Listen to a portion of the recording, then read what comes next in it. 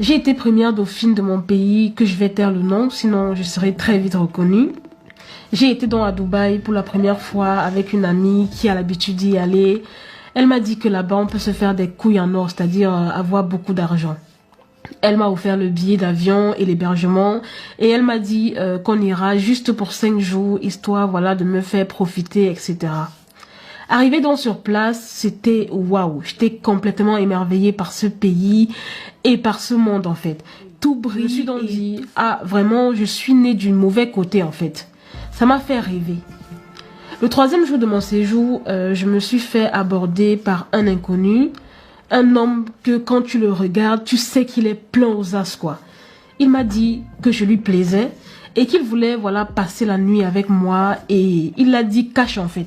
Il m'a également dit que il me payerait ça en échange d'une journée shopping dans des boutiques de mon choix et une forte somme d'argent dont je vais taire le montant.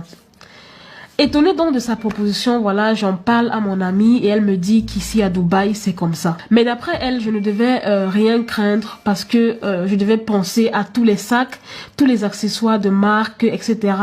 que je pouvais avoir en une seule journée et sans compter la grosse somme d'argent que j'aurais eu en échange de juste une seule nuit. Déjà, Evelyne, là, peu importe la personne sur cette terre, je pense que arriver à Dubaï, ça ne peut que mettre les étoiles dans les yeux et puis de l'eau à la bouche. Mais là où pour moi ça ne passe pas, c'est avec ton amie.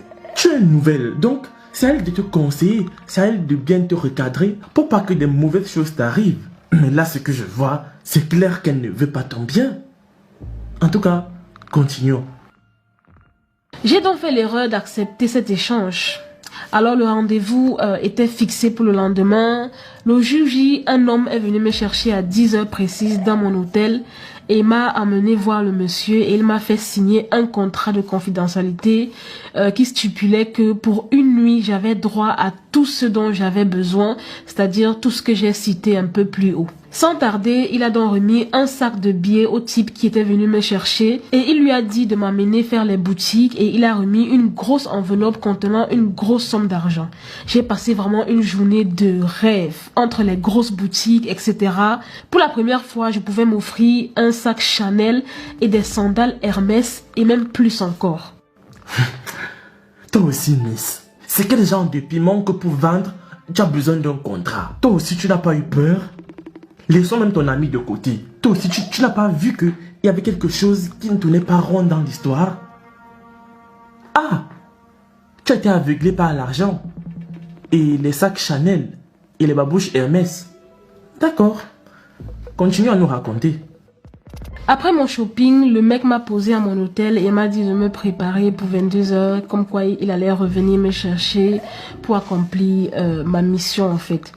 Tellement heureuse de mes achats, je me fichais vraiment de la suite. Et Dieu, mon calvaire allait commencer. Il n'était pas seul, il y avait 4 autres hommes avec lui. Et je n'avais même pas le droit de parler, je devais juste subir. Moi qui croyais que c'était juste une partie de jambes en l'air avec un homme. Non, pas du tout, c'était plus que ça. Et j'étais leur objet de niasse, comme leur objet d'expérience en fait. Je devais juste subir. Ils m'ont pris dans tous les orifices. Ils ont mis des objets en moi et ils m'ont étouffé avec leur bangala jusqu'à vomissement. Ils m'ont même fait boire mon vomi et imaginez, il y a même un qui a pissé jusqu'à faire caca dans ma bouche et plein d'autres choses. Je pense que vous avez vu les vidéos qui circulent actuellement sur les réseaux sociaux. Après avoir fait ça, il y a un d'entre eux qui m'a jeté dans l'eau et le patron en fait a dit à son garde du corps de me sortir de l'eau. Il m'a donné une grande serviette pour me couvrir. J'étais vraiment en pleurs. J'avais très mal partout et mon derrière saignait. Après tout ça, ils m'ont posé à mon hôtel vers 4 heures du matin dans un état vraiment piteux. Même moi, j'avais pitié de moi-même. Mon amie est venue vers les 9 heures me trouver. Elle m'a trouvé dans cet état et elle m'a dit « Ma chère, ne t'inquiète pas, tu vas t'habituer. » Et elle aussi, elle était sur un bateau apparemment la nuit dernière comme moi. Ton amie là, elle ne t'aime pas, hein? C'est maintenant que je me rends vraiment compte. Sinon, elle allait te prévenir à l'avance. Elle allait te mettre dans le bain pour que tu saches exactement dans quel milieu est-ce que tu mets le pied. Parce que ça là, on ne peut pas s'habituer à ça. Je veux dire, même jusqu'en 2500, tu ne pourras jamais t'habituer à ça. Et comme si ce n'était pas fini, il te jette dans l'eau.